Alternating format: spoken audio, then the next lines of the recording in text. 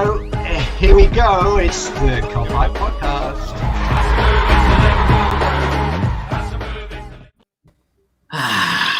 Hello everybody, welcome back to the Clobber Podcast. If it's your first time viewing, thanks for clicking on the video. We really appreciate it.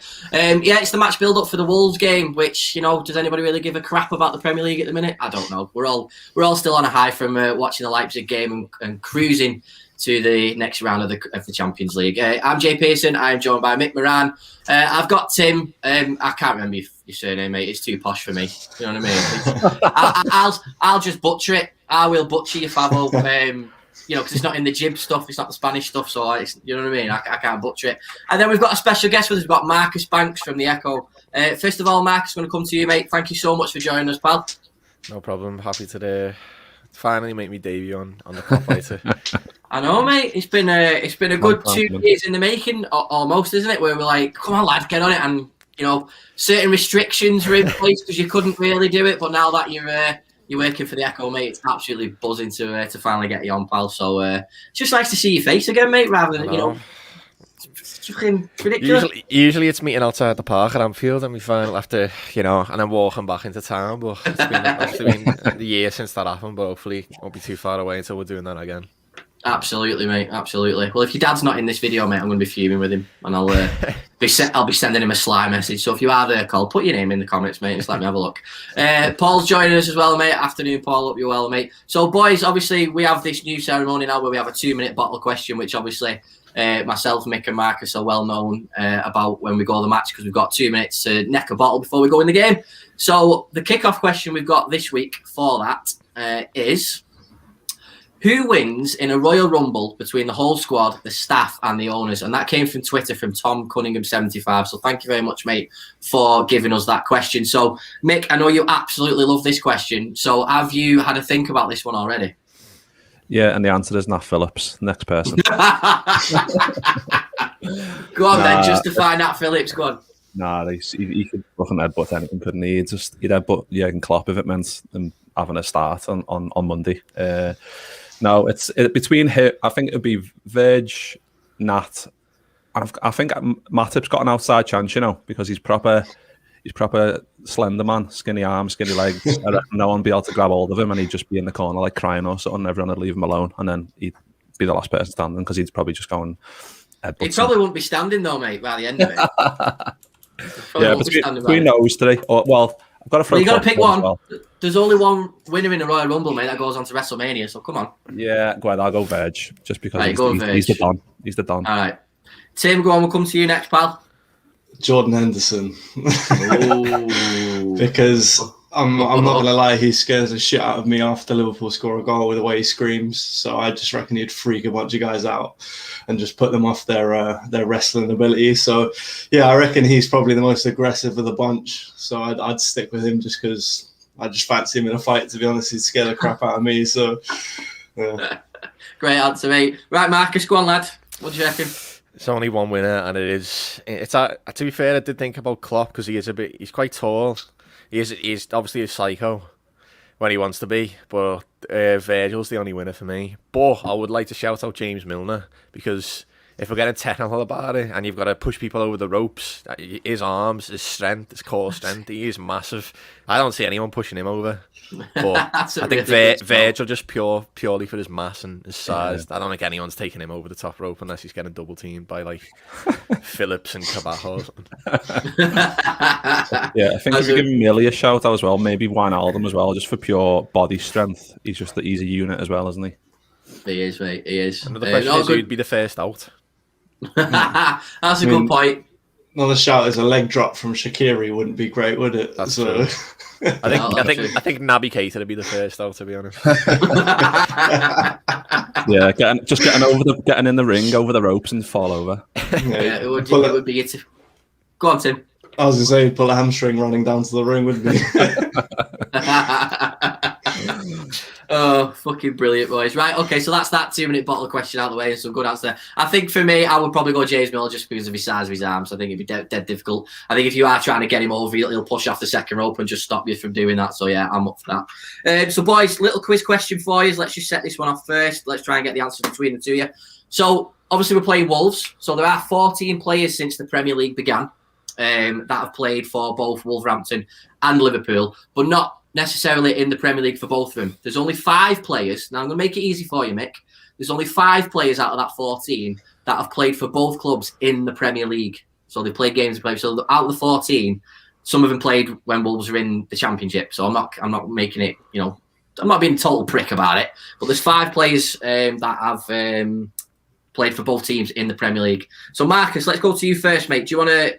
There's 5 of them, so let's go. You can have an answer each first. So Marcus, who are you going for? Diogo Jota. Yeah. The easy one. Pretty easy on that, wasn't it? So yeah, you got that one. Tim, let's come to you. Did Connor Cody play for us in the Premier League? He certainly did, mate. He did. There you go. Yeah. Short appearances, but he did. Yeah. Mick. Has Keanu Hoover played for Wolves yet? Yeah. Yeah. Did he play for us in the Premier League though? Did he? Wasn't it an FA Cup appearance? Oh, I don't know. I'd have to do some digging on that. We'll put that in the brackets. Go on, you can have another go. I'm struggling, 3 to go. This is good. This is good view on this. Just watching Mick. I know, we'll come back to you. Marcus, have you got another answer? Nah, I'm the same. I'm struggling as well, yeah. Passing the buck. Tim, back to you. I'm pretty much bummed out as well. I'm a bit lost. These are all shit. Right, I'm going to give you one. Paul Ince is one. He captain Wolves when he played for them in the first season of the Premier League. Robbie Keane, one. Right. We're going to get on this. Robbie Keane, and then Paul Jones is the last one. So yeah, you're a fucking shit at that. So remind me not to ask you that fucking question again. But boys, yeah, we're coming off the back of a win against Leipzig, and we're trying to win back-to-back games in all competitions for the first time since January. So it's a bit of mixed feelings at the minute, because obviously we're so passionate about the Champions League right now. Marcus, I'll come to you first, mate. We don't do very well at Molyneux in terms of with battables. Obviously, yeah, we get the results, but it's never a clean-cut game, is it? So how are you feeling going into the game on Monday? It's another strange one for Liverpool. I think obviously the Champions League record speaks for itself, and the performance that went with it was plain for all to see that Liverpool are clearly built to play against teams that don't sit back and employ that low block that we've struggled to break down in recent weeks. So it's going to be an interesting one to see how that transitions to a team that primarily plays that as their probably number one system. It's the 3 centre backs dropping into a 5 when they're in the defensive transition, and obviously we're away from home, which also has its own connotations in the fact that we've won 4 out of our last 5 away games, and we can't win a game at Anfield. So you'd think that this is a game probably set up for Liverpool to win. I think Fabinho on the midfield is going to be a real game changer to think how Liverpool are going to play. I don't see them employing the high line. I think they'd be wise not to, because it forces teams to come out and play against Liverpool. If you drop the line back 4 or 5 yards, and Phillips and Kabak, I mean, we've seen Phillips, he will head anything. Kabak was also very impressive against Leipzig. I think that went a bit under the radar due to Phillips' performance. So if you have them play it, you've obviously got pace with Adama, a tricky player in Pedro Neto, but you don't really have a goal scorer right now. So I think dropping that line back 5 yards and trying to play Wolves at their own game might work well, because Fabinho is shielding that defence. And then if the front three can, we created a chance of fun against Leicester, we just didn't put them away. So you'd think if they can replicate that performance in a way, then we should hopefully win again, and hopefully it's the start of a nice win and run towards the end of the season.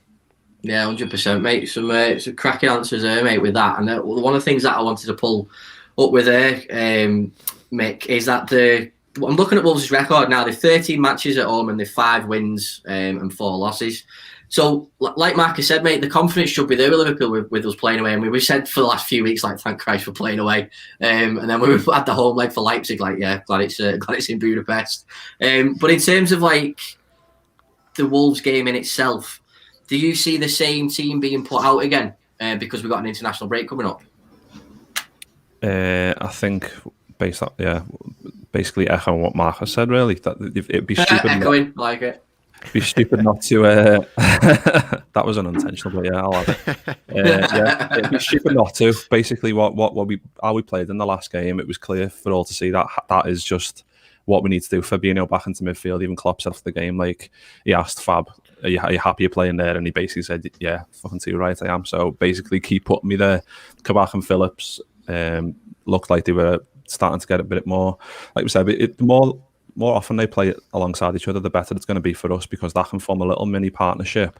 And if they can both stay fit and we can keep Fab in midfield, then we're going to win footy matches. It's as simple as that, because Fabinho, when they're in the six, he proved in that game, just little flicks at the end on the edge of the box, breaking up play, setting us off, passing out to the fullback, just little things like that. When he's not in there, it's not as structured, and I don't think, like I said on the last pod, it's a mental thing as well. When you know he's in there, I think it gives everyone else a little boost. I think even Thiago said after the Leipzig game, like having Fabinho in there allowed him to play his game and allowed him to get a bit closer to the strikers, and that's where we want him. So if we put Fabinho in there and get Thiago nearer to the danger men, then we're going to score more goals. It is just as simple as that. So yeah, I would like to see the same team, and I think it'd be a bit mad if Klopp didn't pick the same team based on how good we played and how good the result was, and having Fabinho back in there and how crucial he was to the whole thing.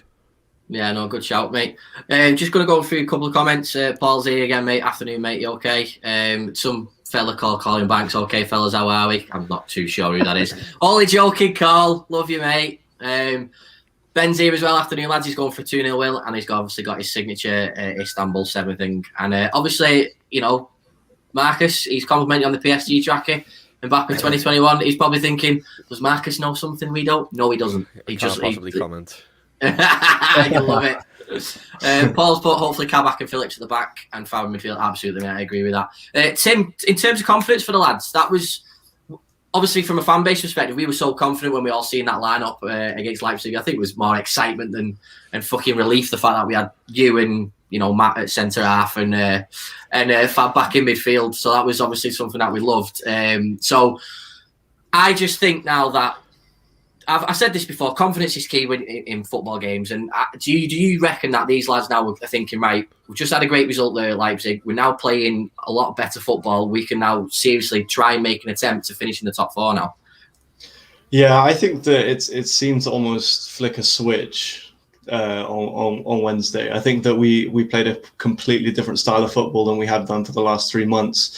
Despite our awful run for that period of time, we have had big results. We beat West Ham 3-1 and Tottenham 3-1 in the same week, but at no point do we play football like that. So it was certainly interesting to be able to see how much Fab unlocks so many different areas of the field when he gets in the midfield. And again, he's not a guy who's unbelievably quick or anything of the sorts, but he gets his toe in important moments. He intercepts balls and stuff. And for me, I think the confidence will come from guys being able to play their natural positions and having confidence in their ability, because they know that Fab's there to sweep up a mistake. Or if, for example, for me, the standout bit was the fact that whenever Leipzig were in and around the area and kind of got, especially in the center of the field, he was always there to poke a toe in and take it away from a Leipzig player just as they started to look dangerous. And for me, even in a game like Chelsea, I think had Fab been in the midfield and not the guy facing up to Mason Mount, had Mason Mount come across the goal, you fancy Fab to stick his toe in and nick that ball away before he gets a shot off. So, I think that the confidence will be high, and it would be, like you said, it would be mental for Klopp to kind of take away that progress that they've made this week just by simply sticking them back in the midfield. And to be honest, I fancy Kabak and Phillip as a decent partnership going forward. So I think that you stick with them anyway. You're only saying that because you're biased. Yeah, I know. I need some new contract. I love it, mate. Marcus, obviously, Cole's just put in there. It's all about balance with Fab back in the middle. You can see how much more dominating we were in midfield, couldn't you, when Fabinho was there? And we, like you said at the beginning of the pod, Marcus, the high line just wasn't really an issue, was it, against Leipzig? And it's definitely something that we've got to be worried about, because Wolves are a threat, aren't they? I mean, I know they've lost Jimenez for a while, and he's been in and out of the side, and Traore still a massive threat when he lubes up his arms, especially, which is just again fucking baffles me anyway. But then obviously Neto stepped up to the plate as well, and it's not going to be easy, is it? But I think one of the things that I love about this side is when we've got Fabinho in there and Thiago's, and we'll talk on Thiago in a minute because Mick will, we'll have a fit if we don't mention Thiago for Mick. But Marcus, it's all like you said, it's all about that balance in midfield, and when we win midfield battles, we win football games. Yeah, and I've seen a few people saying, why isn't it a mistake that Fabinho hasn't been playing there? I know he's been out injured, but I think hindsight's great, and people forget he was awesome at centre back too. But it's clear that the midfield, the 6 is his favourite role, and what he brings to the team is just I still think he's quite underrated. Like how good he actually is. Like we've seen in the Leipzig game, the difference he made, his interception, reading of the game, even his passing forward. He distributes the ball so well. His positional awareness, and like we said, he unlocked Thiago. And that Thiago was like a completely different player. I think I was reading stats. I think it was Sam Maguire on Twitter about how much more defensive work Thiago's done in this Liverpool team compared to his last 2 seasons at Bayern. And we don't want Thiago to be the one tracking back and making them tackles. We want Thiago, like Mick said, we want him to be feeding the strikers. He was brought here to help evolve the team and try and break down that low block if teams are sort of getting onto it. It's that balls into feet, and Fabinho is the enabler of that. He is the one, and like it would be criminal to not. He has to play every single game in midfield from now on. I think Phillips and Kabak have proved, and I mean, if Ben Davies is still a thing, he's another one who could possibly come into that back too, especially because Phillips is fantastic against Leipzig, and he obviously has his strengths, but he does have his limitations. I think he lost possession. I think it was with something like 40% of his passes or something. I know he was clipping a lot under down the line, but I think Davis is a bit better with his feet if he plays, which I actually don't see that happening for the rest of the season. But yeah, I think Fabinho midfield is the key, and he probably will be the catalyst to if an unlikely top 4 run is going to happen, and maybe an even unlikely Champions League run, then Fabinho is going to be central to that. Yeah, absolutely, man. I definitely think he gets player of the season regardless of what happens. But Mick, obviously Marcus has just touched on there what Thiago says, so we'll just switch to Thiago Cam. There we go. So we got Thiago Cam up there, just right above your head, mate. And this is obviously the face that Mick makes when he talks about Thiago. Mick, you were after the show, obviously against Leipzig. Thiago was one of the main focuses as well as that entirety of the midfield. But now we've got this sort of, the shackles can come loose on Thiago a little bit in the Premier League, can't it? And this obviously it's a much tougher environment. Away at Molineux again, it's always a difficult place. If Thiago can put on a performance like he did in midweek, it's just going to take us to another level in the league. And again, I think people will be more relaxed about that, won't they? Yeah, I just think we need a bit of just squad staying the same. Like the team just needs to stay as obviously injuries barring, and we know it's probably going to happen sooner or later. Someone's going to get injured again, but if we keep it's as simple as keeping the team the same, and that team's only going to get better in the way it performs. And I mean, Fabinho was terrific, and he does, like Mark said, I completely agree. He enables him, and I think it even brings out better defensive work in Thiago in a way, because Thiago was even getting into tackles and not being too rash, just trying to get his toe on it like Fabinho in the tackle. And I think he can do that side of the game, and we know he can because he's been a bit rash in his early days, and he's not been happy with his performances. And I think Fabinho coming into the midfield is only going to change that, because you've seen how good that passing the ball he is, and with Jota coming back into the team, Jota up against his old club, might have a point to prove and wants to go and show how good he is. So Thiago, I'm excited to see Thiago and Jota. That's the link up. I want to see Thiago on the left of a 3 and Jota on the left, and I think that can really propel us into, like Mark said, a very not probable top 4 charge. But you never know. If we start to quietly rumble along and start to pick up some 3 points starting on Monday, then we can just see what happens. Like, we're not expecting it, but if we do start to pick up some points, then you've seen with Liverpool sides over the years, we can build momentum as easy as anything. So we just need to do that quietly, go along with our business, wait for the Champions League to come back around. If we're still doing well in the Premier League, if we're not, fuck it, we're going for the Champions League anyway. All that's how we'll justify it to ourselves, won't we? But it's a good point, mate. Yeah, Thiago, no, you're right. Yeah, I think what you when you think about trying to get for the top four now, it's a case of, well, everybody can beat anybody this season. And it's been proved the way every team has played against each other. There has been some shock results, so there's still a lot of points to play for, isn't there, Tim? And I don't want to completely, try and cling on to the top four as much as I can, because it is really depressing when you look at the league table. But anything can happen. But if we do just focus on our game and let's just take one game at a time. Obviously, Tim mentioned Jota. I get the pronunciation wrong. Tim, it just rolls off your tongue with you. So let's talk about Jota. He'll be chomping at the bit for this game. Well, this is the game that he's been waiting for all season, really, hasn't it?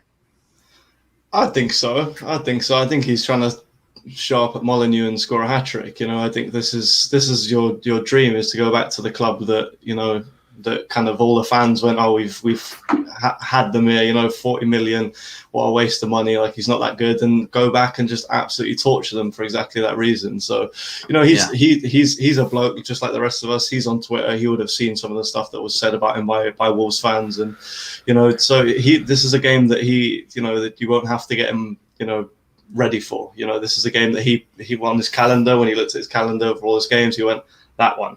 I'll be back fit for that one, and that's the one I'm going to want to, put a stamp on. So, yeah, I'm expecting something big from him. I'm still expecting him to start, regardless of whether Firmino's fit or not, just because of the change in potency going forward that we saw midweek. So, yeah, I think that he will be superb. I think that he will be, fired up as anyone else on the pitch, Jordan Henderson style, if you will. Yeah, that's a good point. Go on, Mick. I was going to say, I think you forget as well that he's just came back from injury. So I think you saw it in the Leipzig game. He was like, the chances he was missing, like he was through on goal, a toe poke that the keeper saved. The other one where he hit it with his left foot, where he probably just slot that or cut back onto his right and score. Just little things like that comes back with match sharpness, doesn't it? I mean, you can do as much training as you want, but he's only just come back from quite I think was it 3 months he was out for? Yeah. Injury? So quite a big injury, and it's going to take him time to come back. So I think, if he plays again on Monday, which I expect him to, then it's more minutes in the tank. Even if he doesn't score, I expect him to play well, and he's also going to be keying, because he proved that before he got injured as well. Of course. Well, I mean, at the time of recording, we're just before Klopp's presser, so we don't know the specific updates on Bobby Firmino, so we don't know if he's going to play. But Marcus, I'll come to you from this one. If obviously Jota's coming back from an injury, like we've just been saying, and do you throw him straight in again against Wolves, or do you bring him on as an impact sub if Bobby Firmino's fit, or do you think, well, no, let's just stick to a winning formula? What would you do? I think, as Mick said, we need rhythm in the team, and I don't think Firmino's justified coming back into that. I know he brings a lot more than just his goals and people. I mean, his assist total's actually been a lot better this season than it has in other seasons. But I think Jota just deserved, like Mick said, he was a bit rusty, but he was still lively. He was getting in the right positions. He was getting chances. And he will be chomping at the bit to impress. I think in the Wolves system he was used a bit differently, but he always had the attributes to succeed in our system, which is obviously why he was bought. And like Klopp and Edwards aren't stupid. They obviously, I'll admit, when I seen the price tag, I was a bit unsure, but at the time it was obviously him or Ismail Assar. I think we definitely bought the right player there, and obviously he's proved that the club were right to sign him, were right to pay that much money for him. I don't think there is any other choice. He has to play.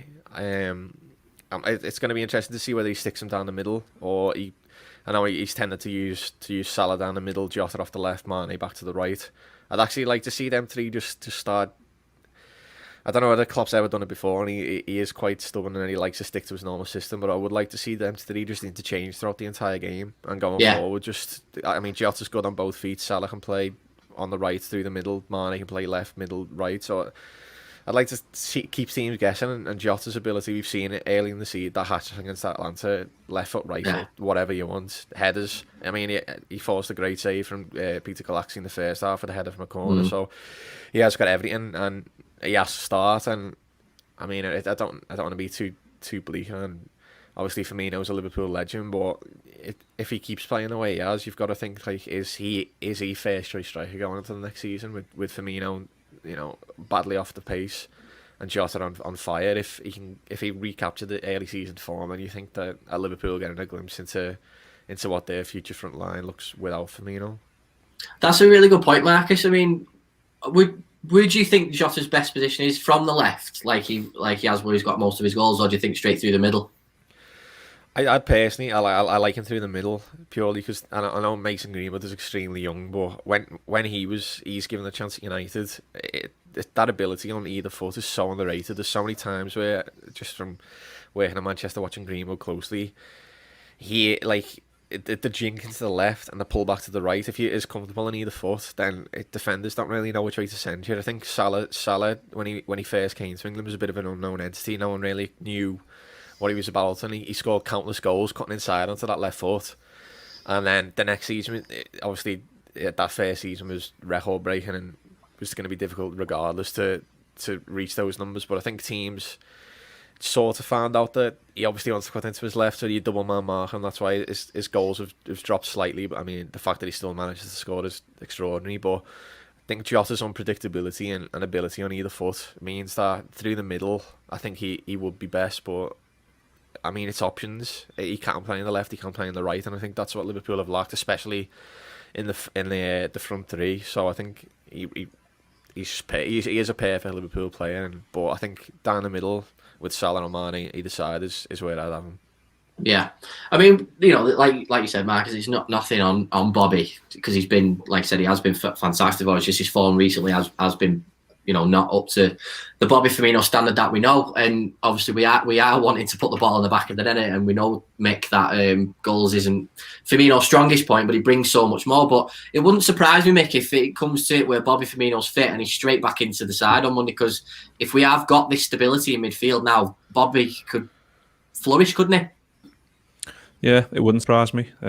He's like Mark said, he's great, and his numbers have been okay this season. But it's just, I think he's struggled in games especially where we expect him to step up. I think that's what's been most hurtful. Obviously, he scored against a last-minute win against Spurs, didn't he? But it's been games where you want Bobby to turn up, and he just kind of maybe loses the ball when you don't expect him to. And it's little stuff like that where you always expect a high level from him because he is so technically good, and you expect him just to turn on a sixpence, a ball wrapped into feet from Thiago, say, and then turn and then play someone in. You just expect that, and when he doesn't do that, you're like, oh, what the fuck's he doing? So it's little things like that where he's allowed to go through a bad patch of form. He's been absolutely key to what we've done for over these years, winning all these trophies. So even if Jota does start on Monday and Bobby comes off the bench, then like Marcus says, it's options. Like we've got options, and when Jota was out injured, for example, we knew what the front three was going to be, and so did the opposition.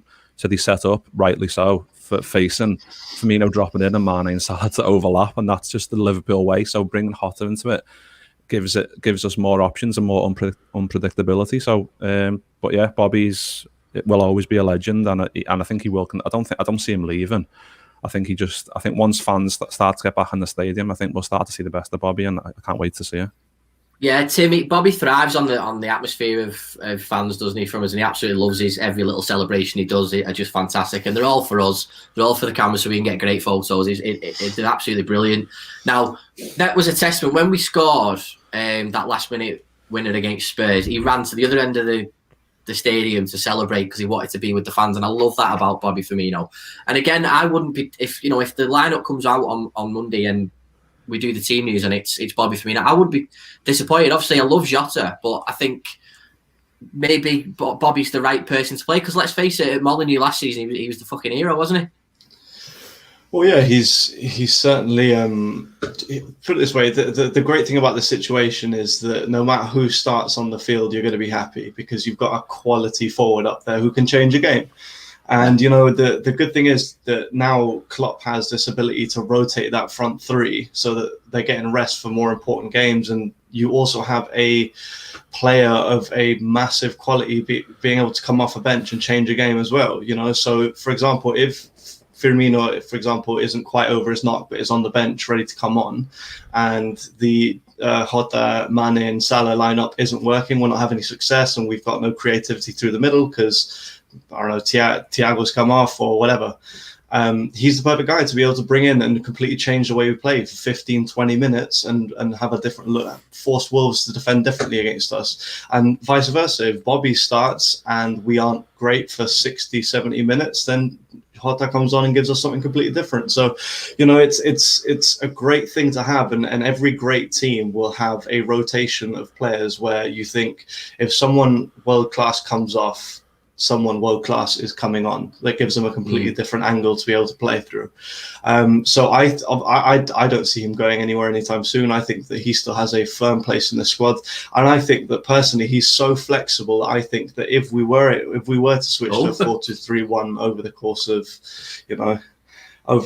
of next season, or if Klopp sees that that's a more successful formation, it wouldn't surprise me to see him drop into a midfield role as another creative option, because Kate has not exactly been consistent, and obviously you don't want Thiago playing 50, 60 games a season. So for me, he's got the work ethic. He's always there to put in a tackle. His pressing is superb, and for a guy who's going to be in and out of the starting lineup, and potentially playing up front or in the midfield, who better to have than him? He has the ability to turn a game on its head with a pass or with a goal. So, and he's not exactly, he always seems to come up with important goals. So for me, he stays, and for me, it's a great situation to have. And I actually love the fact that we're able to have a debate about who should start up front at this point in the season. That's a really, really good point, mate. And to be fair, you have just touched on my next question for Marcus. Marcus, is there a world or a parallel universe where we have Bobby as part of the midfield and we have a front three of Salah, Jota and Mane? Does it work? I think it could work. I would never see Klopp doing it. But especially against teams, I mean, it's difficult to say. I think with Thiago, he's been signed to play in a system that we haven't been able to play. I think that press and counter press high line is gone, purely because we haven't been able to field centre-backs. We haven't been able to field Fabinho in midfield. So I think we're going to really get a look into Klopp's plan for Thiago next season, when hopefully you've got Van Dijk, Gomez back.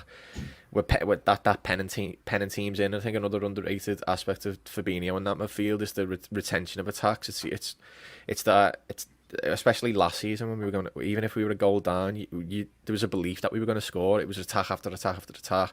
If an attack broke down, we just recycle the ball, go again, and eventually we get a breakthrough. Without Fab in that midfield, we just attacks. If it breaks down, we've been losing the ball, especially against Fulham. Every time we lost the ball, we were just getting counter-attacked. So I don't think Firmino would work in that midfield three, but I would like to see him in a 4-2-3-1. I think obviously his form has been off before this season, but he has been probably the player hurt most by that low block. Obviously his best work comes into space, and he's had absolutely no space. So I'd love to see Firmino in the hole, and just give him a free role, a bit like Jack Grealish. I feel let him go whatever he wants. Use Thiago and Fabinho in a midfield pivot. Maybe not in the bigger games where obviously Wijnaldum comes in, but these are the options that Liverpool need to have. You look at Man City, for example. He doesn't play the same team. Pep doesn't play the same team. Aguero's on the bench for a Manchester derby.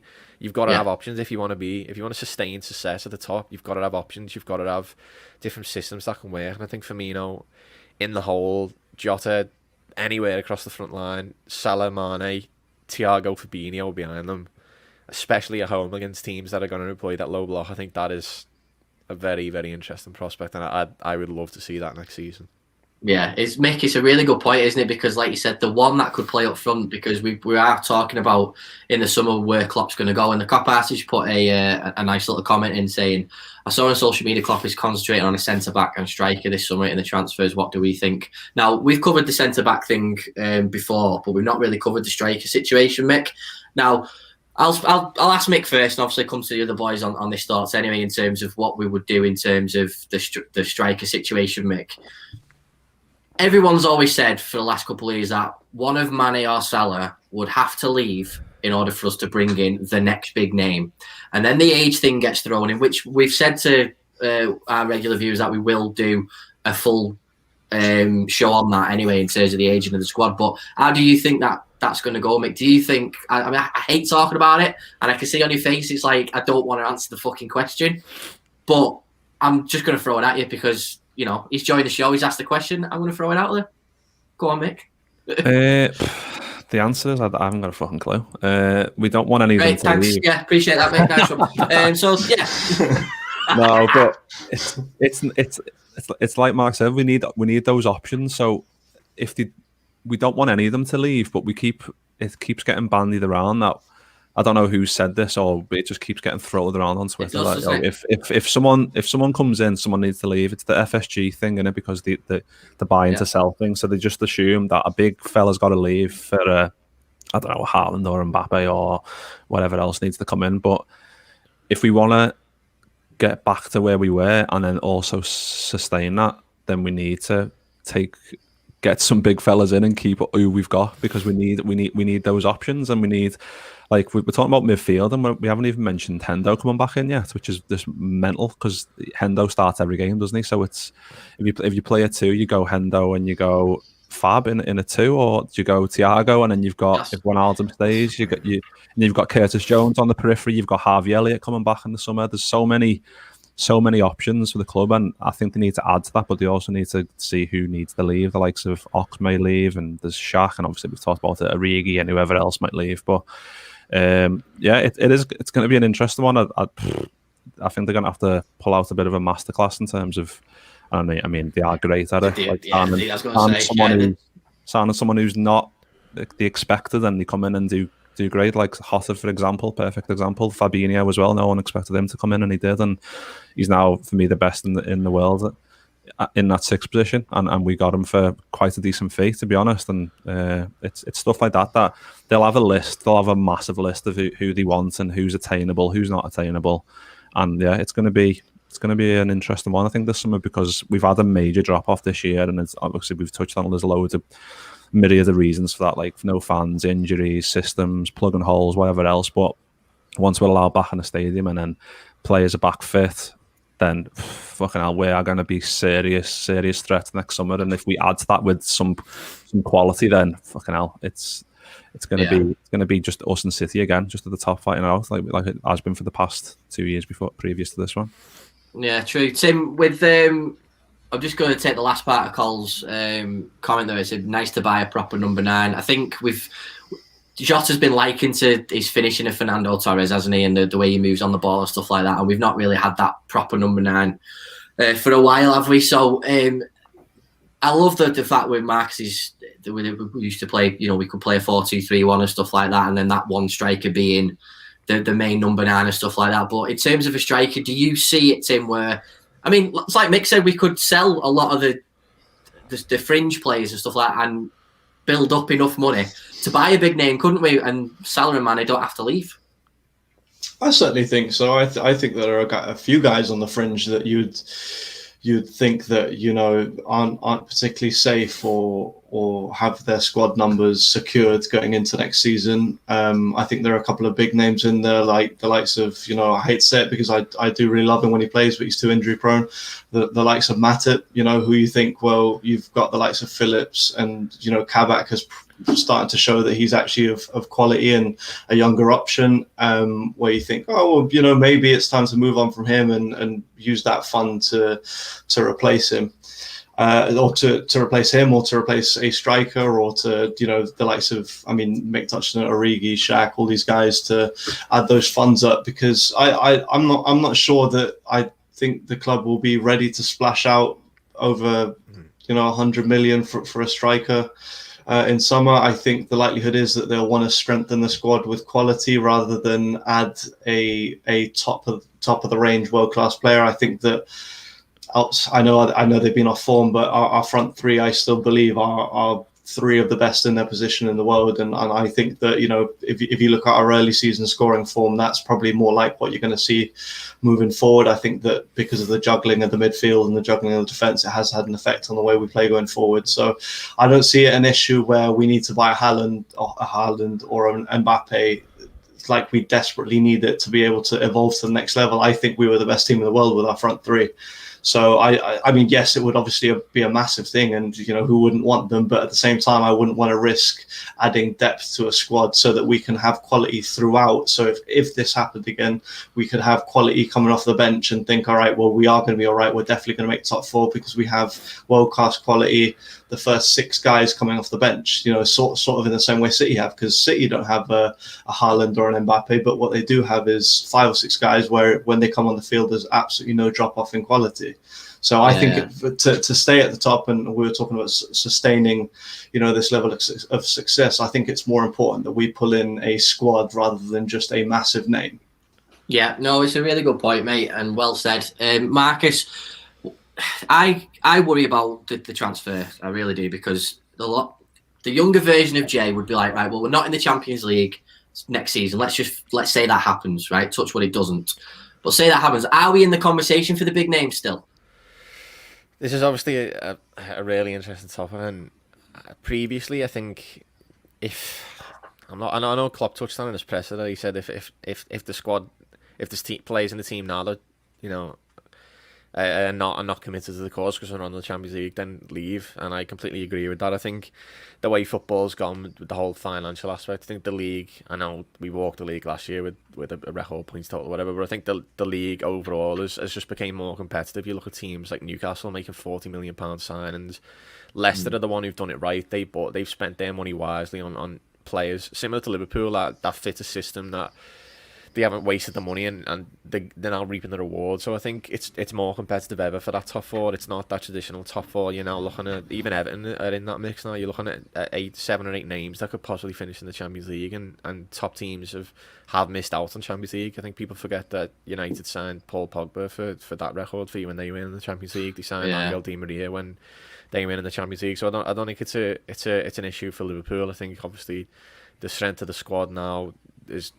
You don't need, it doesn't take a genius to see that we've still got a world-class squad, and there's plenty of variables that have contributed to our position this season, and Klopp as well. He's a manager that everyone would want to play for, so I don't think there's any issue in attracting the players. I think it comes down to FSG's model of transfers, and I don't want to bash FSG they've really transformed the club, but I do think that their current business model of sell to buy and live within Liverpool's means, it obviously is good for the health of the club, but I don't think it's sustainable if you want to keep the club in fight with Man City. Obviously we're nowhere near them in terms of finances and what they can do with their squad, but like Tim said, they've got players on the bench who can come in and instantly, I mean, look at Phil Foden, is arguably England's best young player at the minute, and he's on the bench.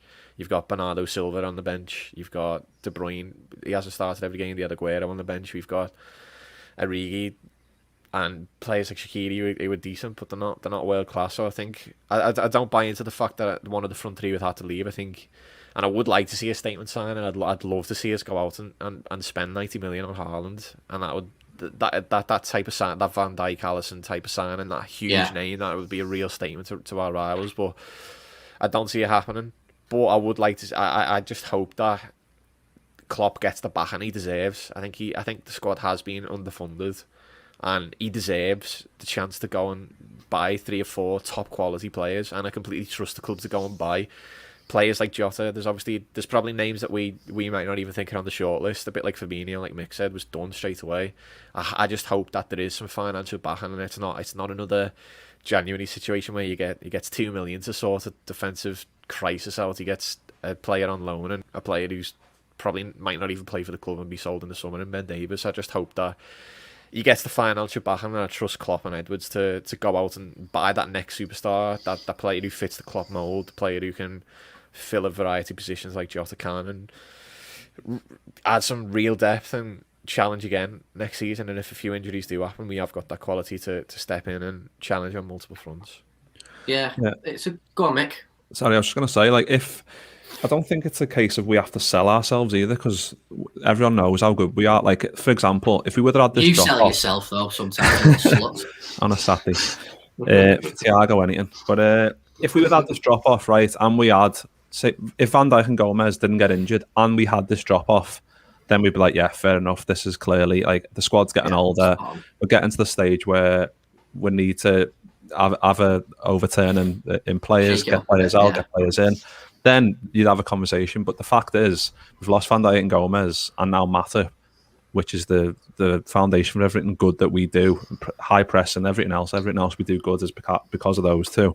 Yeah. And we've tried to drop off now that they've gone. There's a clear gap there where what's caused it. So it's I don't think it's a case of Klopp having to go, right, well, we'll be better next year, promise, like trying to like convince the cause, the Liverpool cause, to come and join us and you'll win trophies. I think it's a case of players will be able to see that, and our downward spiral in form isn't a coincidence. It's due to serious injury problems and all kinds of stuff like that. So the likes of the big players, I don't know if we'll sign an Mbappe or a Haaland. I would fucking absolutely love it, of course would, but I think it'll be like another Mickey Edwards signing, where a player that we know is really good and have been on the periphery, and we take them to the next level. We've done that with so many players, like Mane. He got him for what, 36 mil, and there was people were going, what the fuck you spent that much money for on Mane? He's an average Premier League winger, and we turned him into the best left winger in the world. So it'll be another one of them, and I can't wait to see who they pick out the hat. I can't wait to see who they go for and who we can kind of nurture into the, like, because we need to, like we said, we're going to do a show on it, like the aging of the squad, but it's going to be interesting. Obviously Hot is one of them because he's young and he can take one of those places of the original front three, but it's going to be interesting to see who they pick and in terms of who else is going to come through the ranks in terms of taking over their place in the future. True. Tim, there's going to be a lot of people that are going to be pissed off the fact that Liverpool aren't in for Haaland or Liverpool aren't in for Mbappe, because there's loads of talk to say that those two players are going to leave their respective clubs in the summer. There's loads of talk about it. We still don't know if 100% if that's even going to happen. I think probably the one that's more likely out there too is probably Haaland, because he probably wants to go to that next level, and I think he's accelerated so quickly. I mean, it'll be very telling if depending on what PSG do in the Champions League anyway. But Tim, I just want to should we be like what Mick said and just like we'll just calm down because we've pulled some absolute rabbits out of the hat in terms of the transfer market. We've done really, really well. We should just trust in the process. Or should we just go, well, fuck it, go and buy a £100 million player and shove him up top? Well, I mean, if you can, you do it. But at the same time, again, coming back to the point, I just wouldn't do that at the detriment of strengthening the squad in totality. I think that, Liverpool obviously aren't as financially wealthy as Man City are, and Man City can afford to both strengthen a squad in a transfer window as well as buy a signature signing that's 120 million. And it would surprise me if Messi ends up at City, So it's certainly going to be interesting, but I still believe that although these guys are looking kind of towards. Everyone's scared of this number 30 and stuff, and I think that with medical advancements in physiotherapy and all that kind of stuff, you have to kind of push the age of a player's prime back a bit, because these guys aren't the same as the mid 2000s or the early 2000s, where they weren't getting the physiotherapy and they didn't understand how to treat their body and take care of their body constantly. They weren't training in however many £1 million facilities and all this kind of stuff on grass that's better for your knees and all this kind of stuff. So you need to take that factor in, and the fact that both Mane and Salah aren't 30 yet is a good thing, because for me they're going to be top of the range till probably 33 or 34, and then you will start to see a decline in them. Proof in the pudding is that Mo Salah was worse last season than he has been this year, and he's got 12 games at least left to play.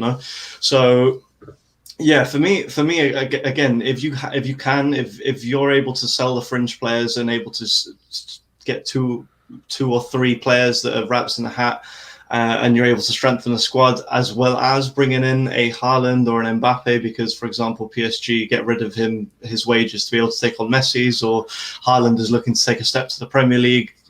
That you don't turn the opportunity down. But I wouldn't say, if we had the option between 3 or 4 significant players who are going to be really, really good for the club, or one, or a Haaland or an Mbappe, I would honestly take the 3 or 4, because I think that regardless of having Haaland or Mbappe, when we're actually a fully fit team, this is the best team in the world, starting 11 through and through, and adding Thiago to that has only strengthened that fact in my mind.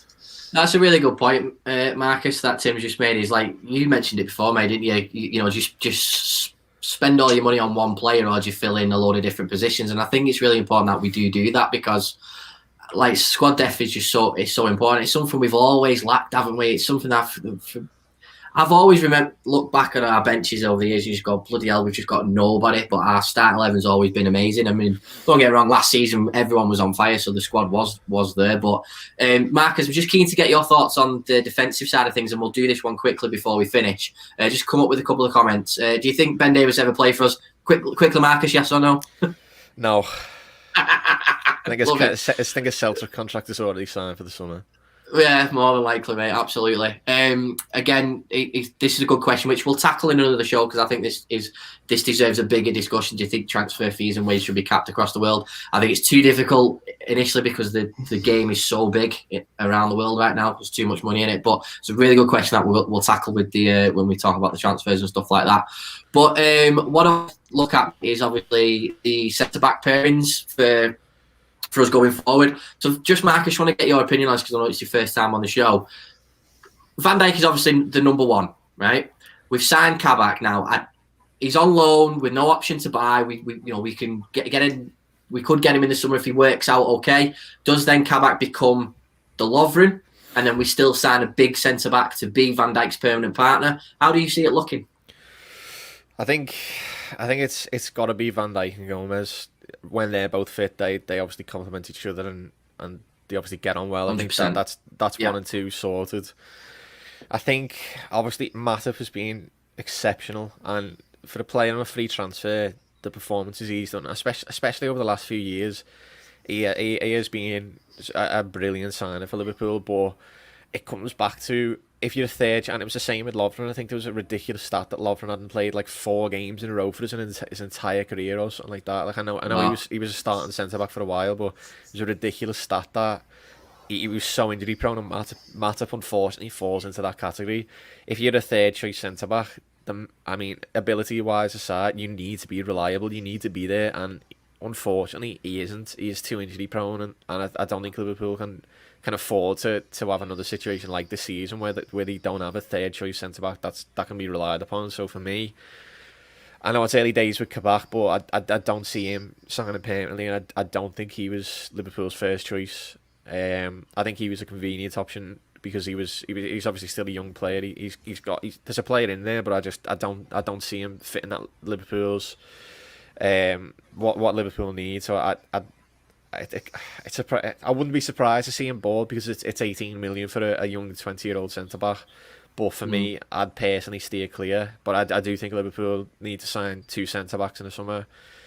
Phillips has obviously been exceptional, and you can't take anything away from him. But I don't think long term he fits the system and Klopp's needs. And I think he's also proven that he deserves to be playing week in, week out at this level. I think he's not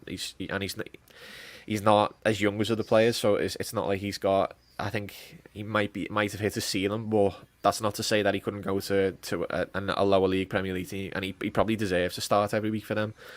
But for me, I think 2 centre backs is probably what's needed in summer. I don't think Reece Williams is good enough yet, but obviously he's still young. I think the interesting one for Liverpool was Dijk Kaleta from Marseille. I think he was the only centre back in January that we actually had put money up for straight away. I think that deal was close to being complete. I'm not sure the exact details of it. I think it broke through at the last minute because Marseille couldn't sign a replacement. But I think that speaks volumes that Liverpool were willing to offer money for a permanent transfer straight away rather than the loan with the option to buy for Kebab. Suggests that it might not have been Klopp's or Edwards' first choice, because it's obviously that you've got that safety net of the option to buy. So I think Kaleta Carr, again, Sam Maguire had done analysis on it. It was a couple of months ago actually, trying to find a player most like Van Dijk, and he was the man that came up on the stats side of things, that he was the most similarly statistically to Van Dijk.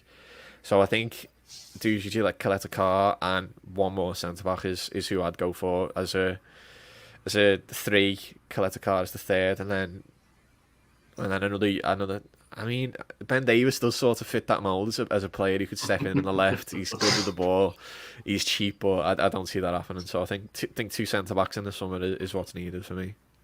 It's a good point, mate. No, I appreciate you sharing that with us, mate. Well, listen, boys, I love the way this conversation's just gone. I know this is the build-up show for Wolves, but I'm probably going to cut all this and put it out as a separate show. It's fucking brilliant. So quickly, boys, we'll do score predictions before we go. Tim, let's go to you first, mate. Score prediction for Monday. I'm going to go 2-1 Liverpool. Superb, mate. Mick? Yeah, I'm going to go 2-1 as well. Okay. Marcus, what are you saying?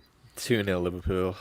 Lovely. Getting a clean sheet in, mate. I love it. Back-to-back clean sheets would be absolutely superb. Fantastic. Well, listen, everybody, thank you very much for joining us this Saturday afternoon. Obviously, time of filming. We're going to watch Klopp's presser now, and all the shit that we've been talking about is probably going to be thrown out the window. But hey, who gives a shit, eh? Doesn't really matter. So yeah, give us a like, a comment, and a subscribe. We really appreciate it. My thanks to Tim and Mick, and obviously Marcus. Thank you very much for joining us, mate. Absolutely buzzing to get you on the show finally, and it won't be your last, obviously, mate. So I appreciate it, and thank you for everybody in the comments as well.